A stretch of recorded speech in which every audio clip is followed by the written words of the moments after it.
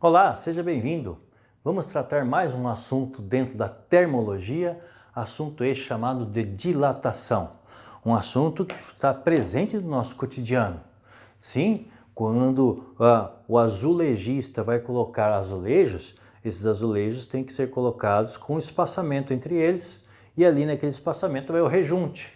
Por quê? O rejunte tem ali uma flexibilidade maior que o azulejo. O azulejo durante o dia esquenta, dilata, durante a noite esfria, contrai. Ah, porque às vezes eu escuto barulhos no teto. Mas tem alguém lá? Não. O que está acontecendo? Durante o dia o aquecimento dilata a madeira, à noite contrai, gerando esses rangidos. Poxa, então a dilatação, ela faz parte do nosso cotidiano, ela é importante no estudo da ciência e é importante nos estudos que vocês vão prosseguir aí no seu estudo na universidade. Seja dentro da odontologia, por exemplo, vou usar um elemento no meu dente. Mas que elemento tem que usar no meu dente? Um elemento que tenha uma dilatação igual ao dente. Senão, o que vai acontecer? Imagine esse elemento dilatar mais que o dente, ou dilatar menos que o dente, ficar um buraco ali, né? Então, você tem que trabalhar respeitando conhecimentos de dilatação. Mas o que vem a ser dilatação? Exatamente a ideia de que você tem um aquecimento. Quando você aquece, lembrando no primeiro vídeo que nós trabalhamos aqui, quando você tem um corpo que recebe energia, os átomos ficam mais agitados, aumenta a temperatura. O aumento da temperatura, deixando os átomos mais agitados, eles vão precisar de mais espaço para essa agitação. Então o corpo dilata. Dilata por quê? Então todos os átomos precisam de mais espaço para agitar. Então o corpo dilata por inteiro. Ah, mas e quando resfria? Quando eu tiro o calor do corpo, a agitação, a temperatura diminui. A temperatura diminuindo, o que vai acontecer? Os átomos precisam de menos espaço para dilatar, então, para agitar, então, o que vai acontecer? Contrai. Poxa, então posso fazer essa associação? Aqueceu, cresceu. Resfriou, contraiu. Aqueceu, dilata. Resfriou, contrai. Perfeito, pode sim. Apenas alguns elementos têm um comportamento anormal, anômalo. A água, o ferro, o antimônio e o bismuto. Principalmente a água, né? Ela tem um comportamento diferenciado num regime de temperatura bem específico, de 4 a 0 graus Celsius. Né? Por isso que fala-se, olha, não esquece cerveja no freezer. Cerveja tem basicamente o quê? 95%, 90% é água. Muito bem, a água quando ela está congelando, ela resfriando, congelando, resfriando, ela dilata e não contrai. Comportamento anormal. Tudo bem? Mas via de regra, tudo que aquece dilata, tudo que resfria contrai. E essa dilatação vai se dar em 3 níveis. Então eu vou dizer para vocês, existe uma dilatação chamada linear. Linear porque a gente vai analisar o comprimento do corpo.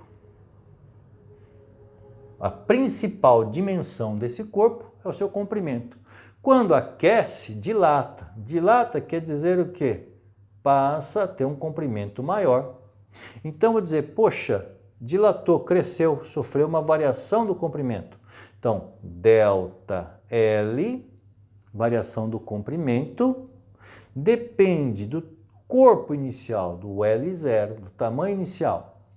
Depende de uma propriedade do corpo, do material que é feito. Será que o alumínio, o ferro, um pedaço de madeira, uma barra de plástico dilatam da mesma forma? Será que todos os materiais têm a mesma dilatação? Não, cada material é feito com compostos diferentes, então eles vão ter propriedades diferentes. Eu vou marcar aqui essa propriedade como alfa, coeficiente de dilatação. Cada material tem o seu coeficiente de dilatação. E o que mais interfere no tamanho do corpo? O que faz o corpo aumentar o tamanho ou diminuir o tamanho? Ah, quando ele esquenta ou quando ele esfria. Então, a variação da temperatura. Então, aqui estão as informações que vão afetar aí, né, a dilatação. A dilatação, aumento do tamanho, ΔL é positivo. A dilatação depende do tamanho inicial, do coeficiente de dilatação e da variação de temperatura. Agora, em termos de unidades, né, o que a gente pode marcar em termos de unidades? Se eu medir a variação do comprimento em metros, então o comprimento inicial também vou medir em metros. É importante que comprimento seja medido sempre na mesma unidade. Conversamos isso também em outro vídeo, onde você fala, poxa, eu vou comunicar uma informação, a informação tem que ser comunicada desse lado e deste lado, tá? Com a mesma unidade medida para a gente poder se entender. Então, se eu falo que a minha altura é em metros, você desse lado também vai falar em metros para a gente poder se entender. Aqui, poxa, de um lado eu vou trabalhar metros, do outro lado também é comprimento, eu vou trabalhar metros. Se de um lado eu trabalho centímetros, do outro lado também vai ser centímetros. Se de um lado é milímetros, do outro lado também eu vou trabalhar milímetros. Então, comprimento trabalhado, então, na mesma unidade de medida. Comprimento, variação do comprimento em metros, comprimento inicial em metros. Temperatura, temperatura eu vou medir na unidade graus Celsius. Ok? Agora, veja só, desse lado da igualdade eu tenho só o metro. Desse lado da igualdade tem um monte de coisa, mas tem que ser uma igualdade. Então, a unidade que vai restar daqui tem que ser igual a daqui. A unidade, o produto dessas unidades desse lado tem que ser o quê? Metro. Para ser metro, então, o coeficiente de dilatação é medido como sendo 1 por unidade de temperatura, 1 por grau Celsius, ou também chamado grau Celsius a menos 1. Porque olha que legal, essa aqui cancela com essa, sobrando só metro, que é igual a metro. Perfeito? Mas o que vem a ser essa unidade, 1 por grau Celsius? É como se você tivesse um fator de multiplicação do tamanho do corpo. Nossa, então se eu tivesse um coeficiente de dilatação que tivesse o valor 2 graus Celsius a menos 1, o que significa isso? Poxa, é a mesma coisa que escrever 2 por grau Celsius. Ou seja, a cada grau Celsius o corpo dobra de tamanho. Nossa, então fator de multiplicação. Óbvio que você não vai ter um corpo com coeficiente tão alto assim, os coeficientes são muito baixos. 10 a menos 3, 10 a menos 4, 10 a menos 5, graus Celsius a menos 1. Fator de multiplicação, né, de aumento, de redução do tamanho do corpo. Como a gente falou, o ΔL, certo? Se você tem aqui uma dilatação, o ΔL é positivo, né? A dilatação acontecendo porque aqueceu, então ΔT é positivo, então ΔL vai ser positivo. Resfriou, opa, diminuiu a temperatura, ΔT vai ser negativo, ΔL vai ser negativo também. Então, o que significaria um ΔL negativo? O corpo contraiu. ΔL positivo, o corpo expandiu, dilatou. Beleza? É isso aí. Agora, podemos colocar isso na forma gráfica. Como na forma gráfica? Ó, podemos colocar isso em gráfico, dizendo para vocês, poxa, o corpo tinha um tamanho inicial. Desse tamanho inicial, esse corpo chegou aqui a um tamanho final. Então, nosso ΔL, ó, do inicial ao final. Então, final menos inicial, ΔL.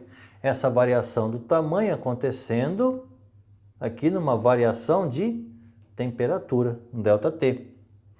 Perfeito? Tá. Ora, legal. Agora, e essa inclinação? O que vai ser essa inclinação?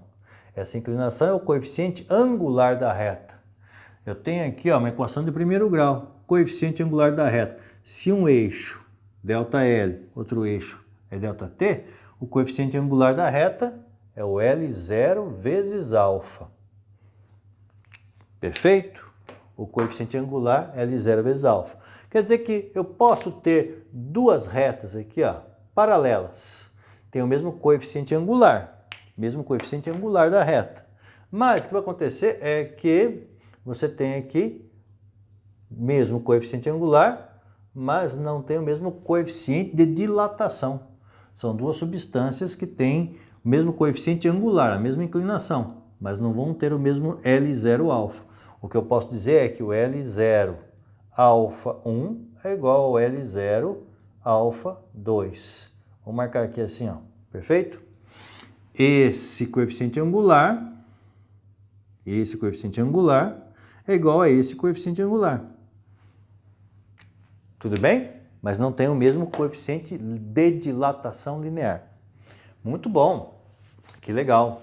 Agora, tem uma aplicação para dilatação linear que é muito legal. Qual que é? A dilatação linear apresenta a chamada lâmina bimetálica. O que é uma lâmina bimetálica? É uma lâmina que apresenta aí duas lâminas de materiais diferentes grudadas. Quando aquece, então a gente vai ter aqui uma técnica, uma tecnologia envolvida. Vamos colocar aqui, ó, alfa 1 maior que alfa 2. Coeficiente de dilatação 1 maior que o coeficiente de dilatação 2. O que significa esse coeficiente de dilatação maior? Quer dizer que dilata mais e também contrai mais. No aquecimento, o que vai acontecer? Alfa 1 é maior, então vai dilatar, essa lâmina enverga. No resfriamento, vai acontecer o quê? Ela contrai mais, ela enverga para o outro lado. É uma tecnologia utilizada pelos termostatos, né? Ou seja, os controladores de temperatura. Então, pessoal, tá aí a dilatação linear, certo? Que apresenta essa estrutura de equação, que apresenta, então, um gráfico de comprimento por temperatura, que é um gráfico linear, sim? Partindo, então, de um L0 e depois de uma variação de temperatura, chegando a um L final, tamanho final. Então, eu tenho aqui um ΔL para um Δθ. Um ΔL para um Δθ. E aqui está o L0. Sim? Legal? E a tecnologia associada é a chamada, então olha que bonito, ó, lâmina bimetálica. Lâmina bimetálica. Ou seja, duas lâminas ligadas, sim? E essas duas lâminas com coeficientes de dilatações diferentes. Então, alfa 1, tá? No caso, maior que alfa 2, significa que no aquecimento vai envergar para a direita. No resfriamento vai envergar para a esquerda. Essa é a dilatação linear. Temos ainda a superficial, temos ainda a volumétrica, assunto que nós vamos abordar num próximo vídeo. Até lá!